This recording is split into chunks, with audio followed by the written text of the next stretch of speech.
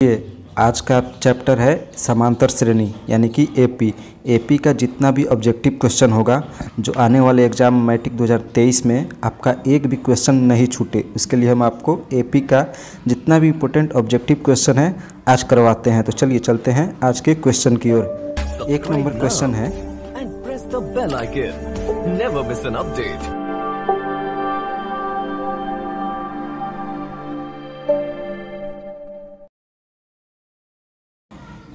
AP 4, 10, 16, 22 और 28 का सार्वअंतर क्या होगा।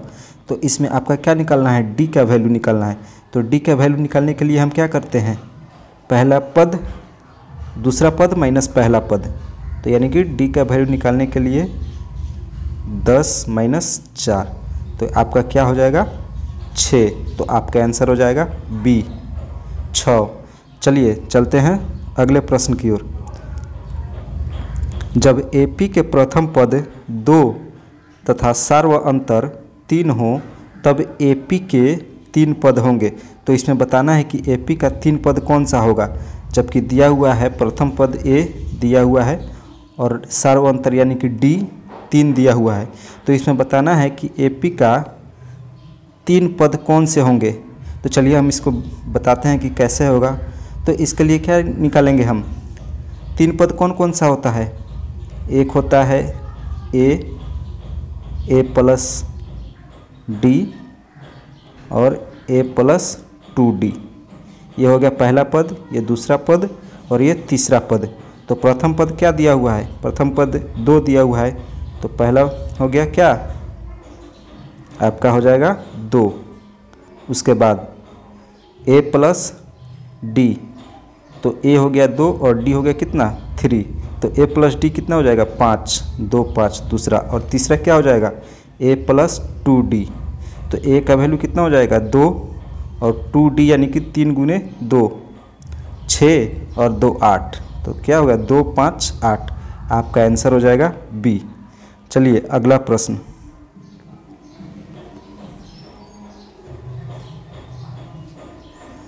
दिया हुआ है कि यदि किसी एपी का सामान्य पद 3n + 5 हो तो इसका सार्वअंतर क्या होगा। तो दिया हुआ है कि इसका सामान्य पद 3n + 5 हो तो इसका डी का वैल्यू निकालना है। तो डी का वैल्यू क्या होगा, तो चलिए इसको निकालते हैं। तो क्या होगा 3 गुने n की जगह पे 1 रखेंगे प्लस 5 क्या हो जाएगा, ये 3 एकम 3 और 5 8। चलिए 3 की जगह पर 1 की जगह पर n की जगह पर 2 रखेंगे, 2 + 5 क्या हो जाएगा 3 दूनी 6 5 11।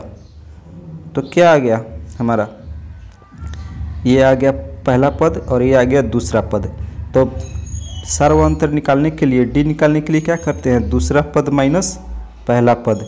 तो क्या हो जाएगा 11 में से 8 जाएगा, कितना हो जाएगा 3। तो आपका आंसर आ जाएगा सी 3। चलिए अगला प्रश्न। चलिए चलते हैं अगला प्रश्न। यदि किसी एपी का छठा और 12वां पद क्रमशः 13 और 25 है तो इसका 20वां पद निकालना है। तो पहले हम क्या करेंगे, छठा पद दिया हुआ है तो 6 से 1 पहले क्या होता है 5। तो हम छठा पद के लिए क्या होगा सूत्र, a + 5d बराबर कितना दिया हुआ है 13। और 12वां पद के लिए क्या होगा 11 लेंगे, a + 11d बराबर 25। यही होगा ना। तो इसको चलिए बनाते हैं, ये माइनस और ये माइनस, ये आपका कट जाएगा, 11 में से 5 जाएगा -6d बराबर 25 में से 13 जाएगा कितना -12।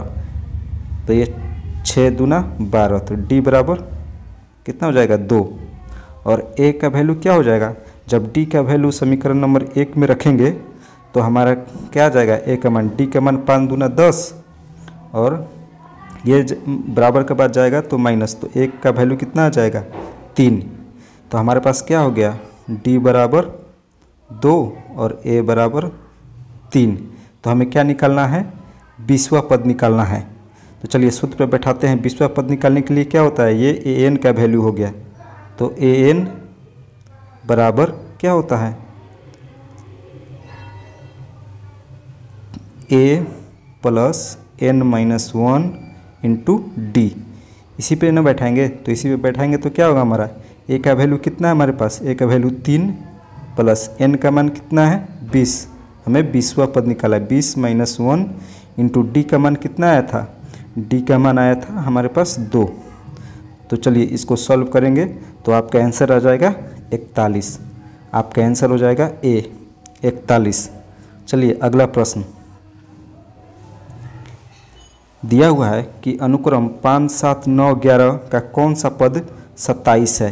तो इसमें बताना है कि कौन सा पद इसका 27 है। तो ये 27 क्या दिया हुआ है, ये ए एन का वैल्यू दिया हुआ है 27, और प्रथम पद क्या है 5 और दूसरा पद 7। तो क्या हो जाएगा, चलिए सूत्र पे बैठाते हैं। ए एन बराबर A plus N minus 1 into D. तो ए एन का वैल्यू कितना दिया हुआ है 27 बराबर ए का वैल्यू कितना है 5 प्लस एन का मान कितना हो जाएगा, एन का मान हमें निकालना है, एन माइनस 1 इंटू डी का मान कितना हो जाएगा, 7 में से 5 घटेगा 2। तो चलिए इसको सॉल्व करते हैं। तो कितना आ जाएगा ये 27 बराबर 5 प्लस 2n माइनस 2। तो ये 5 में से 2 जाएगा, कितना हो जाएगा 27 बराबर 3 प्लस 2n। तो ये 27 में से 3 जाए कितना हो जाएगा 25। 27 में से 3 जाएगा कितना आ जाएगा 24। 24 बराबर 2n। तो क्या हो जाएगा 24 बराबर 2n। तो ये कट जाएगा, n बराबर क्या हो जाएगा 12। तो हमारा कितना आया n का वैल्यू 12। तो 12वां पद आपका 27 होगा। तो आपका आंसर हो जाएगा बी। चलिए अगला प्रश्न 1, 5, 9, 13, 17, 21 और 25 समांतर श्रेणी में है। तो पदांतर का मान कितना होगा। इसमें बताना है कि पदांतर का मान क्या होगा। पदांतर के लिए हम क्या निकालते हैं, डी को पदांतर कहते हैं। तो डी का वैल्यू क्या होगा, डी बराबर 5 माइनस 1, आपका आ जाएगा 4। आपका आंसर हो जाएगा डी। चलिए अगला प्रश्न, इसमें से बताना है कि निम्नलिखित में कौन समांतर श्रेणी में है। तो समांतर श्रेणी में उस श्रेणी को कहते हैं जो लगातार क्रम में हो, यानी 2 + 2 बराबर 4, 4 + 2 बराबर 6, क्योंकि ये 2 का गैपिंग है। तो ये क्या हो जाएगा, ये एपी में हो जाएगा। तो ऐसा ही निकालना है श्रेणी की, बताना है कि कौन सा समांतर श्रेणी में है। तो चलिए जांच करते हैं कि कौन सा समांतर श्रेणी में है। तो ये हो जाएगा, चलिए बी नंबर। बी नंबर कैसे होगा, -10 में से 6 -6 में से -10 घटेगा तो ये प्लस हो जाएगा। आपका अंतर कितना आ जाएगा 4। चलिए -2 में से 6 घटेगा, क्या आ जाएगा 4। तो ये समांतर श्रेणी में है, क्योंकि ये 4 का अंतर है। चलिए चलते हैं अगले प्रश्न की ओर। 3 संख्याएं एपी में है तथा उनका योग 24 है।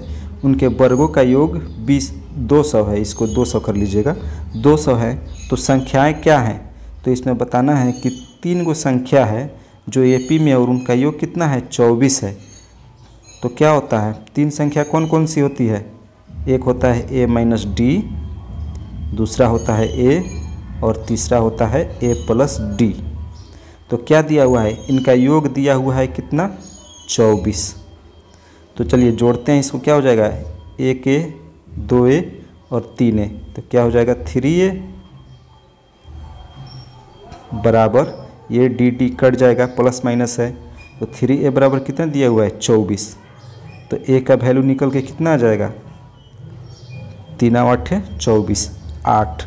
आपका a का मान निकल के 8 आ जाएगा। लेकिन इसमें दिया हुआ है कि अब तीनों के वर्गों का योग दिया हुआ है। तो तीनों के वर्गों का योग दिया हुआ है, यानी कि a माइनस डी का होल स्क्वायर प्लस a का square plus a plus D का स्क्वायर दिया हुआ है। तो इसको बनाएंगे तो क्या आ जाएगा, जब इसको सॉल्व करेंगे a प्लस बी के होल स्क्वायर पे इस दोनों को तोड़ेंगे तो आपका लास्ट में बच के आ जाएगा कितना, 3a² प्लस 2d² बराबर 200, क्योंकि इनके वर्गों का योग कितना दिया हुआ है 200। तो a का वैल्यू हमारे पास कितना आया था 8, तो 3 गुने 8 का स्क्वायर प्लस 2d² बराबर 200, यही आएगा ना। तो ये क्या हो जाएगा 8 तिरका 24, तो 2d² बराबर 200 माइनस 24, 8 टाइम 64 माइनस 96, ये हो जाएगा 100। तो आपका d का वैल्यू कितना आ जाएगा √4 और इसका वर्गमूल हो जाएगा 2, तो आपका आंसर हो जाएगा 2। आंसर 2 नहीं होगा आपका, जब इसको सीरीज में बैठाइएगा तो आपका आंसर निकल के आ जाएगा 6, 8 और 10। चलिए चलते हैं अगले प्रश्न की ओर। बताना है कि 0 और 50 के बीच विषम संख्याओं का योगफल क्या होगा। तो 0 और 50 के बीच विषम संख्या, तो विषम संख्या किसको कहते हैं, जो 2 से भाग्य न लगे उसे विषम संख्या कहते हैं। तो विषम संख्या 0 के बाद कौन सी है 1, 3, 5, 7, 9, ऐसे करते करते जाइएगा लास्ट में कितना तक 49 तक, क्योंकि हमें 50 के अंदर ही निकालना है। तो इसके निकालने के लिए क्या करेंगे हम, हमें तो पहला पद पता है 1, इसका d पता हो जाएगा 3 - 1 2, a बराबर हो जाएगा कितना 1, d बराबर हो जाएगा 2। तो हमें क्या निकालना है, और ये लास्ट पद दिया हुआ है n पद 49, an बराबर कितना दिया हुआ है 49। तो पहले हम n का वैल्यू निकाल लेंगे, इसमें पता नहीं है कि कितना वैल्यू है। तो चलिए n का वैल्यू निकालते हैं। हमारे पास a का वैल्यू आ गया 1 और d का आ गया 2। तो an बराबर क्या होता है a प्लस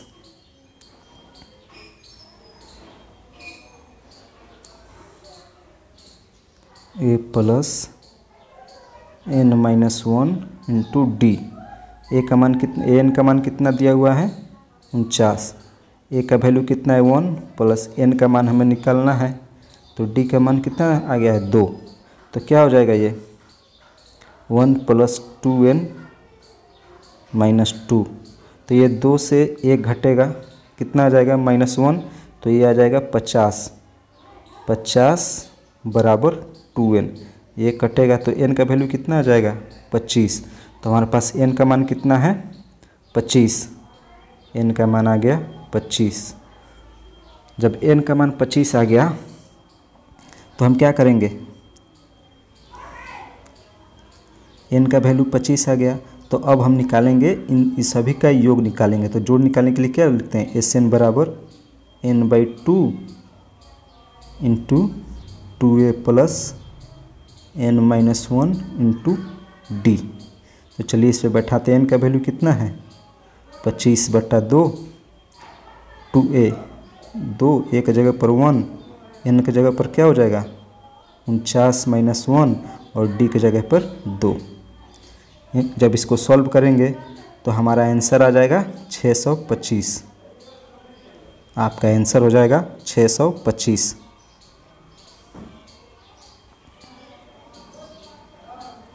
चलिए अगला प्रश्न।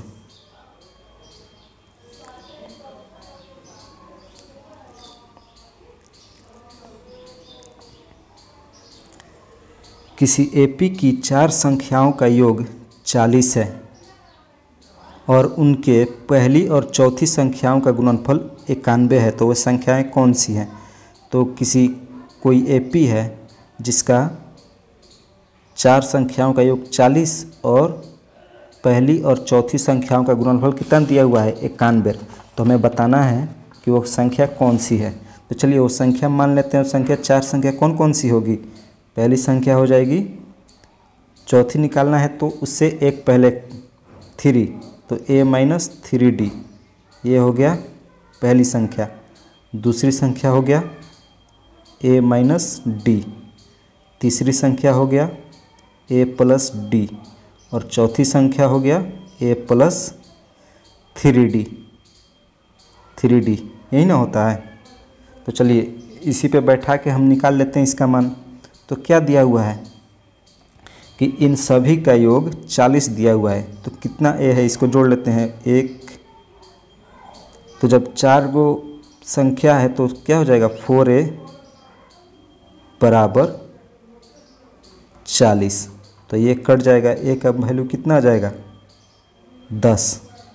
तो चलिए, तो हमें डी का मान निकालना है। तो डी का मान निकालने के लिए क्या करेंगे हम, डी का मान निकालने के लिए ए का वैल्यू, अब इसमें क्या दिया, पहली और चौथी संख्या का।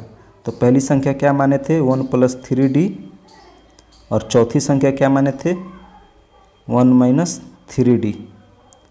तो इन दोनों का होल स्क्वायर करेंगे तो क्या हो जाएगा, a² - 9d का होल स्क्वायर। कितना दिया हुआ है इसका वैल्यू, 91। तो ए का मान हमारे पास कितना आया था, 10। तो 10 का स्क्वायर माइनस 9d का स्क्वायर बराबर 91। तो ये कितना हो जाएगा, 100 - 9d का स्क्वायर बराबर 91। तो हो जाएगा -9d का स्क्वायर बराबर 91 - 100। तो कितना आ जाएगा, -9 बराबर ये -9d स्क्वायर। ये डी खत्म, 9 खत्म, तो d स्क्वायर बराबर 1। तो d का वैल्यू आ जाएगा आपको 1। तो चलिए इसी पे a का वैल्यू कितना है हमारे पास, 10, और d का वैल्यू 1। तो a का मान आ गया हमारे पास 10 और d का मान आ गया 1। तो अब इस पे सभी संख्या पे बैठा लेंगे तो क्या आ जाएगा, पहली संख्या क्या माने थे, a - 3d। तो इसको बैठाएंगे तो क्या होगा, a का वैल्यू 10 - 3 × 1। तो क्या हो जाएगा, 10 में से 3 जाएगा 7। तो इसी तरह सभी संख्या पे बैठाएंगे तो हमारा आंसर आ जाएगा 7, 9, 11 और 13। आपका आंसर हो जाएगा ए। चलिए चलते हैं अगले प्रश्न की ओर।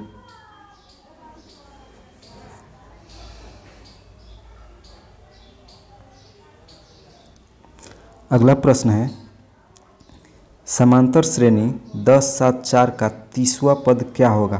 तो हमें बताना है कि इसका 30वां पद क्या होगा। तो इसमें a का वैल्यू क्या हो गया, a का मान आ गया 10, d का मान क्या आ जाएगा, 7 - 10 हो जाएगा -4। तो हमें बताना है कि इसका 30वां पद क्या होगा। तो ये हो गया 30वां पद, यानी कि n का वैल्यू, n का वैल्यू कितना है, 30। तो हमारा, चलिए इसको बैठाते हैं सूत्र पे बैठाने से पर क्या होगा, an बराबर a + n - 1 × d। तो a का वैल्यू कितना है, 10, प्लस n का मान कितना है, 30 -1, और d का मान कितना आया था, 7 में से 10 घटेगा तो -3। जब इसको सॉल्व करेंगे तो हमारा आंसर आ जाएगा -77। आपका आंसर हो जाएगा बी, 77। चलिए अगला प्रश्न। अगला प्रश्न है कि समांतर श्रेणी -3, -1/2 और 2 का 11वां पद क्या होगा। तो इसमें भी पहला पद दिया हुआ है a बराबर -3, d का मान क्या हो जाएगा, d का मान -1/2, माइनस जब घटाइएगा तो ये माइनस और माइनस +3। तो ये जब इसको बट्टा का जोड़ बनाइएगा तो आपका आ जाएगा 5/2। और n का वैल्यू दिया हुआ है 11। इसको सूत्र पर बैठाएंगे तो हमारा आंसर आएगा 22। आपका आंसर हो जाएगा ए। चलिए अगला प्रश्न। ये अगला प्रश्न भी पिछले वाले प्रश्न के जैसा है, उसी तरह इसको भी बनाना है। ए का वैल्यू 7 और डी का वैल्यू निकालेंगे 7 - 2, तो ए का वैल्यू हो जाएगा 2, डी का वैल्यू हो जाएगा 7 - 2 बराबर 5। और n का वैल्यू दिया हुआ है 10। जब इसको सूत्र पर बैठाएंगे तो हमें an का मान निकल के कितना आ जाएगा, an का मान निकल के आ जाएगा 47। आपका आंसर हो जाएगा सी। चलिए अगला प्रश्न।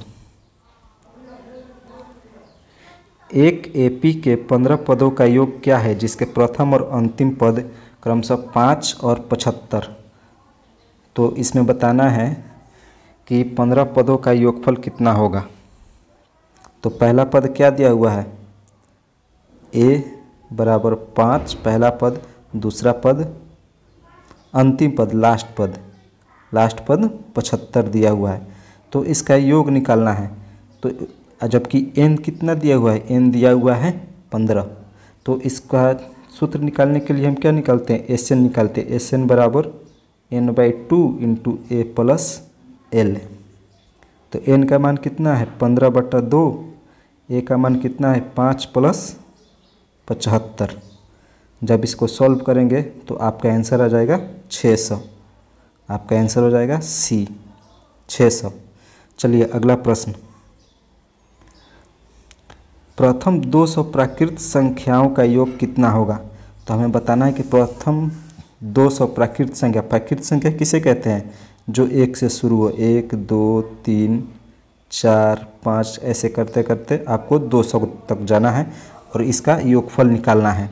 तो इसमें हमें क्या मालूम है, a का मान कितना हो जाएगा 1, d का मान कितना हो जाएगा 2 - 1 बराबर 1, और n का मान कितना हो जाएगा, n का मान 200, n का मान 200।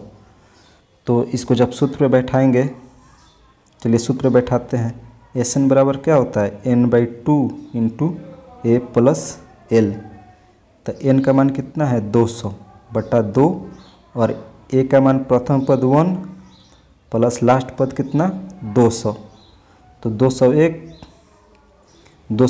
ये हो जाएगा, 2 कट जाएगा 100 इंटू 201। इसको जब जोड़ेंगे तो 201 हो जाएगा। तो आपका आंसर हो जाएगा 201,00। आपका आंसर हो जाएगा बी 201,00। चलिए अगला प्रश्न,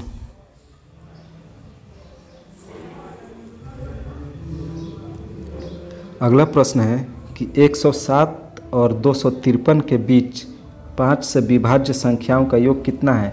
तो हमें बताना है कि 107 और 253 के बीच में वो कितनी संख्याएं हैं जो 5 से विभाज्य होंगी।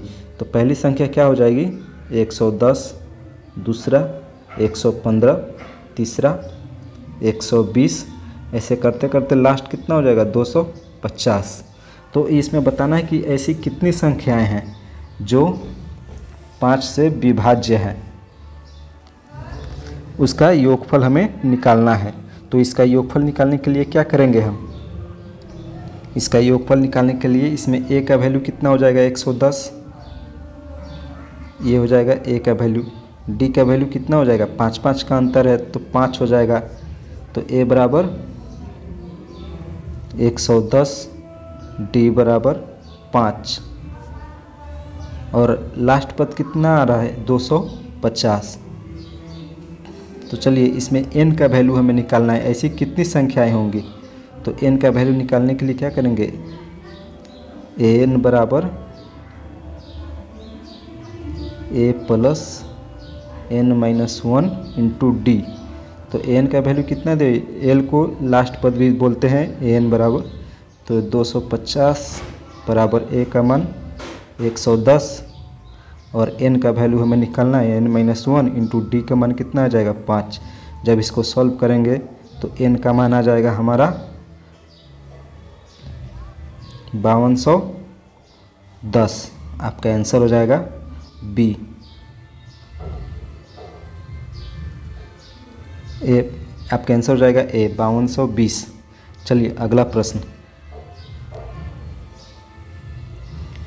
यदि AP का प्रथम पद A और पदांतर D हो तो nवां पद निम्नांकित में से कौन होगा। तो इसमें आपको बताना है कि इसका सूत्र क्या होगा। तो हम जानते हैं कि an बराबर क्या होता है a plus n-1 into D. आपका हो जाएगा आंसर बी। चलिए अगला प्रश्न, यदि AP का प्रथम पद A और पदांतर D हो तो इसके प्रथम n पदों का योगफल निम्नलिखित में से क्या होगा। तो n पदों का योगफल निकालने के लिए हम क्या लिखते हैं सूत्र, Sn बराबर n/2 into 2a plus n-1 into D. आपका आंसर हो जाएगा सी। चलिए चलते हैं अगले प्रश्न की ओर।